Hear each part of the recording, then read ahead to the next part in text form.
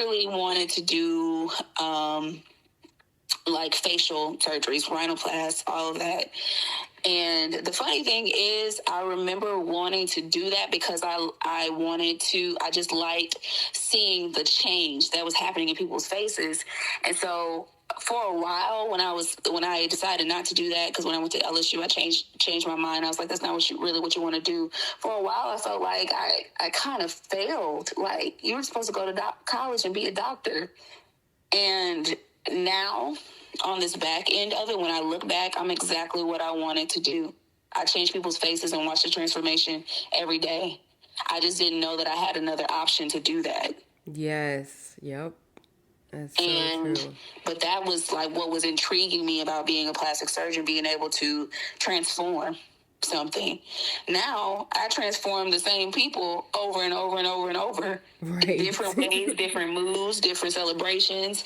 And so it's like I was still able to feed that in me. And I really think that this is better because it's like I keep having, repeat customers, people coming back to me, people that have grown with me since my business was a baby.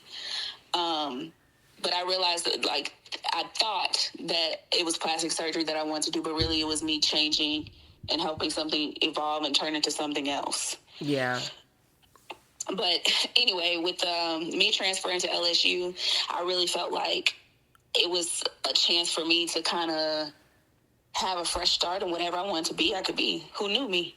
Right. And so where I went to Texas Tech, and I felt like I was still kind of sheltered, and I kind of followed people a little bit more. It was like, listen, if you want to be confident, this is your time. These people don't know you. They won't know if you weren't confident before. They won't know they're only going to know what you show them. And so from there, when I would get into rooms with new people, I would go introduce myself to people, all that. And it was super uncomfortable at first. I was like, these people are going to think I'm crazy. But after I started doing it for a while, I noticed I was walking around campus and people would be like, oh, that's Gia. People were hollering out my name across, the courtyard. And from there, people knowing me going to different events, me communicating and speaking with people, me starting modeling and stuff when I was in college, people wanted me to model certain clothes and things like that. That's when I feel like the confidence just started to build, me putting myself in situations that were like I wanted them to be. So initially, it was kind of like I was in places I wasn't supposed to be at first, just because even though I wanted to be confident, I wasn't quite there. I was just going through the motions initially.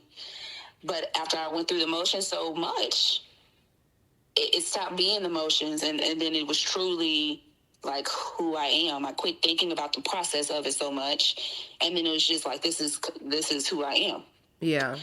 So I really think that for confidence for anybody, first, just the very first thing is be yourself.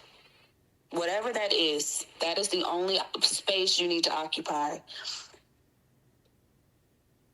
Even though I feel like I took a little here and took a little there, I never stopped being me. And I really think that is very important because so many people, especially with social media and things these days, so many people just lose sight of who they are while they're trying to find something else. Yeah. So like, no matter what decisions you make for yourself, do not lose who you are innately. Like that has to always exist.